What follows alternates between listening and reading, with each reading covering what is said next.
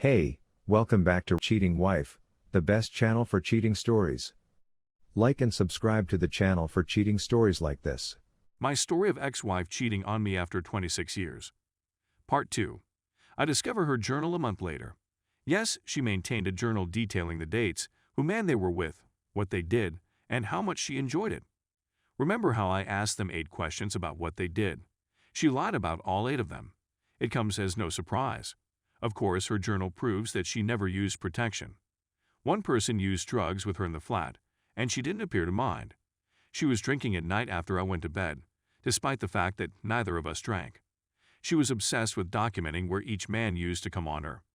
According to one post, one of the men was larger than she was accustomed to, and his absolutely pleased her. He'd make her climax, then wait for her to calm down before starting all over again. That destroyed my heart. She is just concerned about her 26th year. When I blew out over it all, she of course stated I was more angry about it than about helping her get through it. I discovered she took a pregnancy test, and she claims she did so to check she wasn't pregnant. This was roughly 2 weeks before I discovered the truth. We were never able to have children, therefore the pregnancy test was quite painful for me. To be honest, I'm still unhappy about it.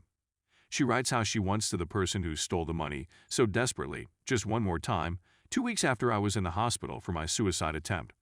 She can't take her mind off him. But to me, she's saying sorry, it's over, she loves me, she wants our marriage, and she's glad I didn't leave. Now, I realize she didn't respect me because she believed I would never leave her and that she could do anything she wanted and I would always remain. She was probably correct as well. However, the best is yet to come. She suggests we need a trial separation in late March 2021. I agree to spend 2-3 months at my brother's place in another state, which is 8 hours distant. The day of my relocation arrives, and I am unable to go. I just cannot. I unload the truck. She completely loses it over me, enraged that I am not going. She smashed potted plants into the ground, broke everything in her path, photos, faces. She basically trashed our living room. She has me pinned to the ground and is smashing her fists into my chest. To be honest, it was kind of humorous, but it also stung. I eventually pull her off of me. I can see now that she was furious that I was staying and that I was going to interfere with her plans to cheat again, but I still believe she has stopped cheating and wants to be with me. She relaxes and says she'll be seeing her sister for a few hours. I really drove past an AP2's residence since I suspected she was there. However, I don't see her automobile.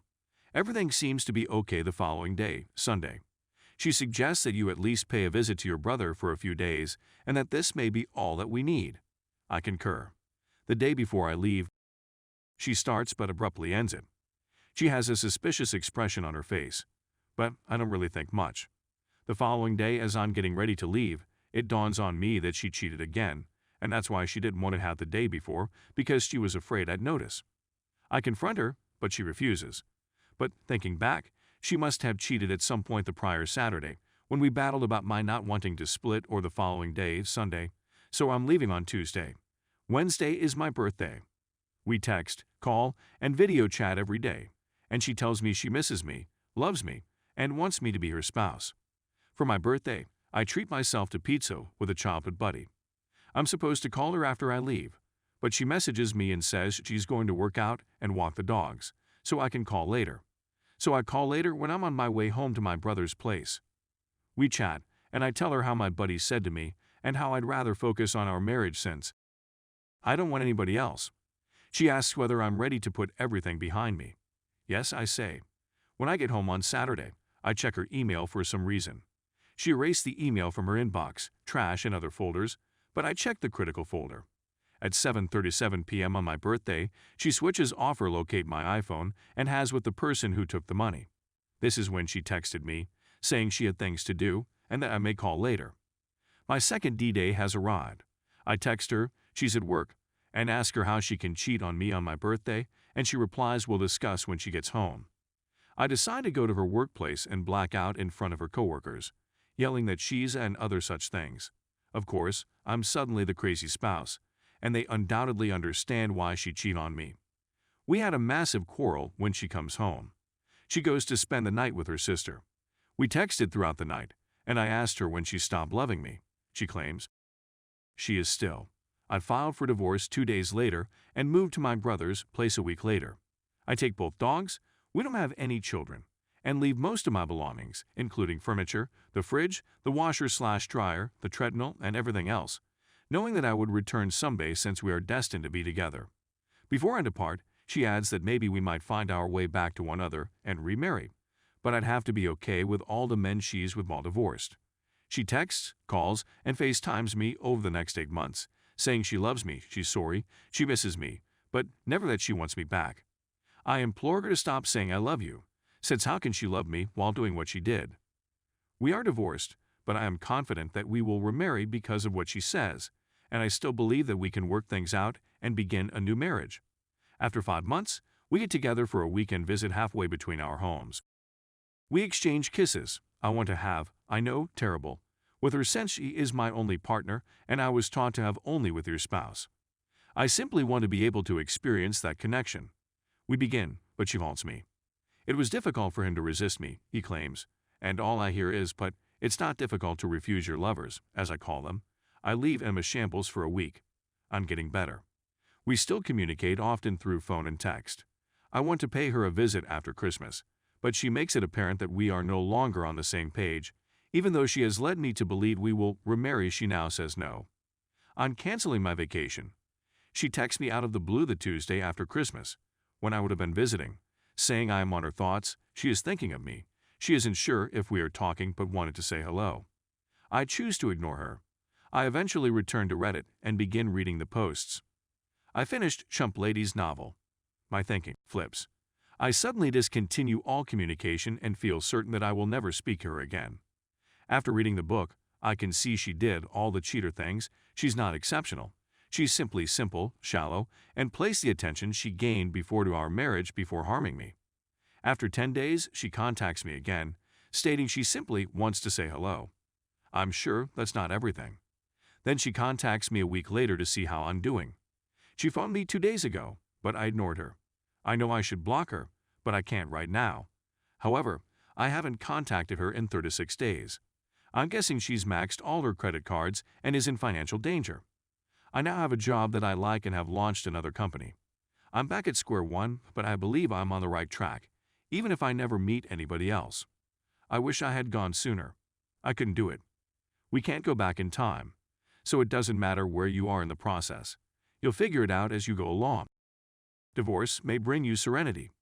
I'm more happier not having to worry about her every day and continuously monitor her phone, computer, and so on in order to catch her.